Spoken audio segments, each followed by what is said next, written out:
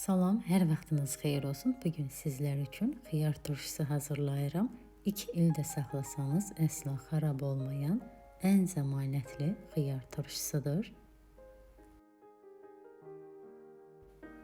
Öncə xiyarı təmiz yuyuram. İstifadə etdiyim xiyar həm təzədir, həm də bacardığım qədər xırda xiyardan istifadə edirəm turşu üçün. Xiyarı təmiz yuduqdan sonra suda 2 saat saxlayıb isladıram. Xiyarı 2 saat suda isladırıq ki, xiyar turşusu xırçıltılı olsun. Turşu üçün soğan, şirin biber, acı biber və yer kökünü doğrayıram.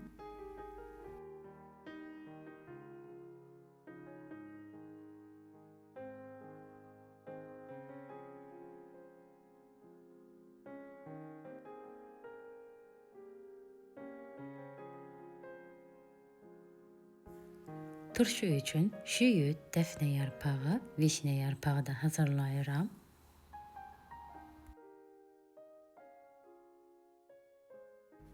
Xiyarı da 2 saat suda ıslatdıktan sonra başlayıram turşunu yığmağa.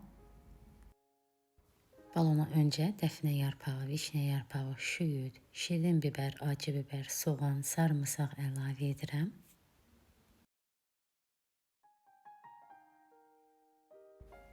Keşniş toxumu və qara istot da əlavə edib xiyarı bankaya yığıram.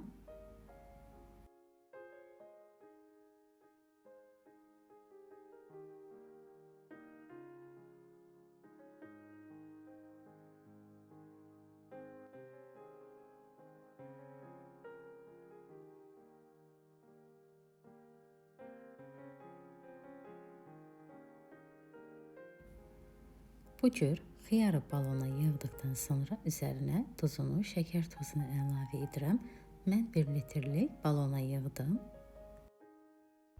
1 litr balon üçün 1 xörək qaşığı belindən təpələmə deyil duz, 1 xörək qaşığı təpələmə şəkər tozu əlavə edirəm.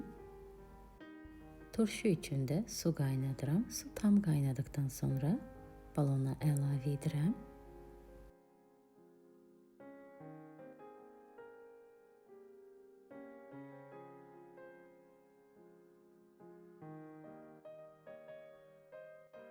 Üzərinə qapağını yerləşdirirəm.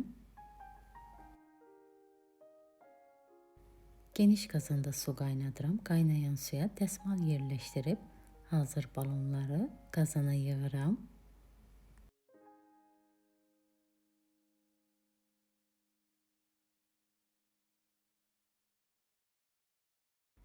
On dəqiqə gür odda qaynadıram.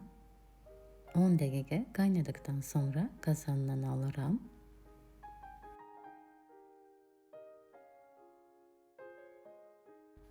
Bir balon üçün yarım çay qaşığı esensiya əlavə edib qapaqlı ağzını bərkidirəm.